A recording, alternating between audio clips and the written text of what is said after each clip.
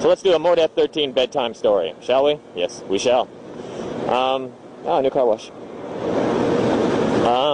Okay. When I was young, I used to see ghosts. I used to see them quite literally every single day. Not during the day, though. It would always be at night, and I'd always wake up in the middle of the night. So I'd wake up in the middle of the night, and I would see, well, mostly I'd see like little people, like about a foot tall, walking around my room. I had 2 beds in my room. The other one was just like a spare for when friends would sleep over. And I'd see like people walking on the other bed and walking on the floor and stuff like that. I had posters in my room, and they'd all like come to life at night and talk to me and stuff. So yeah, and I was a kid. I don't know how old I was, no idea. If I had to guess, I'd say 7, 8, 9, around that time. Probably younger too. Because I was young and everything, I just assumed. First of all, I assumed it happened to everyone, and it didn't. Because I asked other kids, and it didn't. And then I just assumed it was just me, like, half dreaming. But it was insane because it happened every night, and I'd be wide awake. I'd be sitting up. I wouldn't be lying down with my eyes. I'd be sitting up, cross-legged on my bed, looking around the room, watching all this activities going on. And yeah. So that was like just like a normal occurrence. They never bothered me. They never even like paid attention to me. They never really looked at me, and they never came on my bed. I remember I was always worried about that. I was worried that these I was always worried that these little creatures or whatever walking around my room one day would just like climb up onto my bed, and then I'd freak out. But they never did. They did their own thing, so it didn't really bother me too much. They're doing this a lot recently. They're like digging up. This is a sewer. But the sewer is really like 2 feet beneath the surface, so you can like smell sewage. Most of Taiwan smells like raw sewage, which is kind of gross. But you get used to it. And then when you go back to Canada and you walk by an outhouse or something, you're like, smells like Taiwan. Which Taiwanese people seem to get insulted by when I say that. I've actually said that in front of Taiwanese people while in Canada. Anyways, I'm just randomly riding down some side streets here. What was I talking about? Oh yeah, so then, but I had one, and then I still do get visitations, but they're rare. I'd say on average now, about once every 2 years, I'll have a visitation. But for a while it was about once every year. It seems to have slowed down these last 6 years or so. Yeah. See, stuff like this is just weird. Yeah, so, like, nowadays, the kind of visitations that I'll get it'll be like, I wake up in the middle of the night, and there'll be some kind of black water floating in the air above me, and like a big glob, almost as if there's, like, no gravity. It's just, like, water that's glistening, like black, and it's floating in the air, and then it'll, like, and I'm like, semi-paralyzed, and then the water will, like, start to move, and it'll go through a wall, and then all of a sudden I just snap out of it, and then I can sit up. But when I was younger, I had one rather interesting visitation, and this is that story. I don't know how old I was, maybe anywhere from like 8 to 12. No, I was probably, yeah, I don't know, anywhere from like 7 to 11. And I would, I woke up one night, and there was a man standing in my doorway, but it wasn't a real man. It was like, yeah, it was like a blueprint of a man made of threads that were floating in the air. So it was a 3-dimensional blueprint. Like, you could see the lines for its back, and you could see the lines for its front, If you focused on the front, you could see the lines for its, like, pecs. But if you just focused a bit further, you would see the lines that drew, like, its, I don't know, its backbone or its back muscles or something.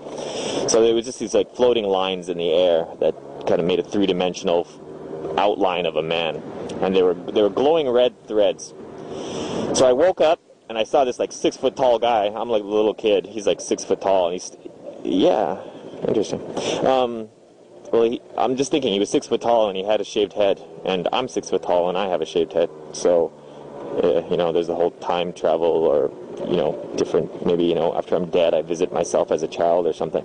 Anyways, so yeah, the 6 foot tall guy standing in my doorway, just past my doorway, just in the hallway, just outside my doorway. So I scream. I scream, I'm used to, like, seeing, little men walking around or having a poster talk to me, but a 6 foot guy in clear, bright detailed outline standing just outside my doorway. That was like something I wasn't too quite used to. So, yeah, so I screamed, and then let's go see what this is. It's a little off-roading with my girlfriend's bike. So I screamed, and then I screamed, and then my mom came, and she's like, oh, it's just a dream, don't be silly, blah, blah, blah. And I'm like, okay, and then I went back to sleep. The very next day, same thing. I wake up 3, 4 in the morning, and same guy is standing there, just outside my doorway.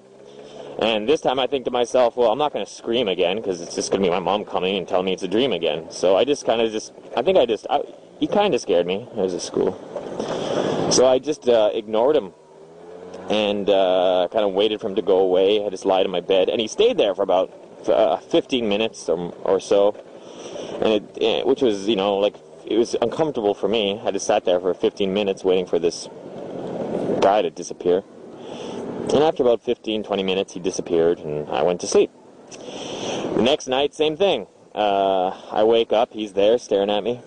And then, and this time I'm like, okay, well, this is just stupid. I'm getting more used to him and less scared of him because he's not doing anything threatening. But I think to myself, I'm not going to, sit here for 20 minutes waiting for this guy to go away. And I can't fall asleep if he stays there. So I get out of bed. And pretty much as soon as I put my feet down on the ground, he disappears. So I'm like, ooh, that was good. It only took like 10 seconds for him to go away instead of 20 minutes. So I'm like, okay, So then the next night, he comes back again. I put my feet on the ground, and he doesn't disappear.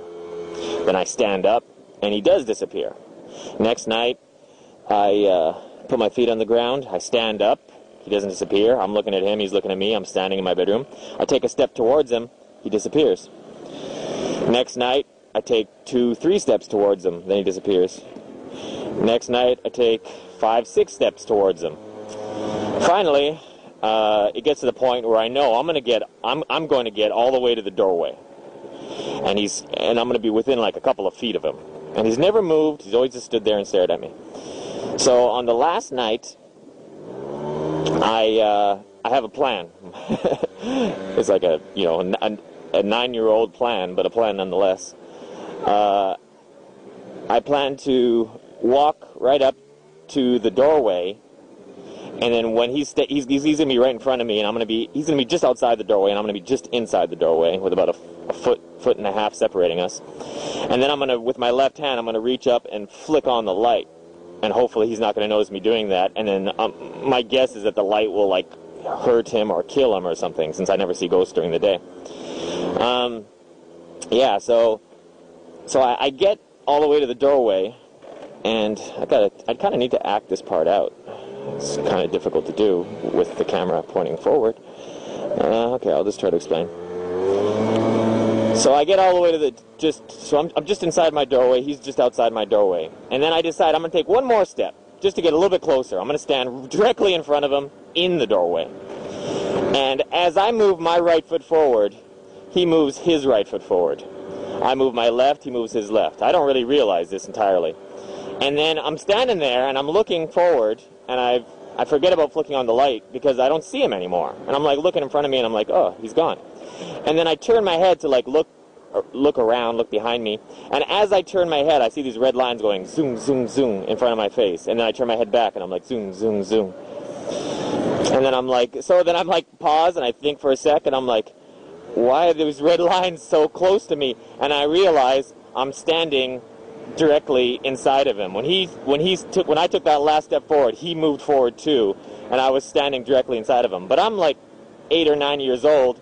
I'm 4 foot high, and he's 6 foot tall. So I'm standing, my head's somewhere in either his stomach or his chest. And when I think about it, and I kind of realize what's going on, and then I look straight up, and directly above me is a ball of energy with it's pulsating and crackling and shooting out light in different directions. And that would be where his brain would be. And then I started to scream, and then he disappeared, and my mom woke up, and he never came back after that. And that's my ghost story.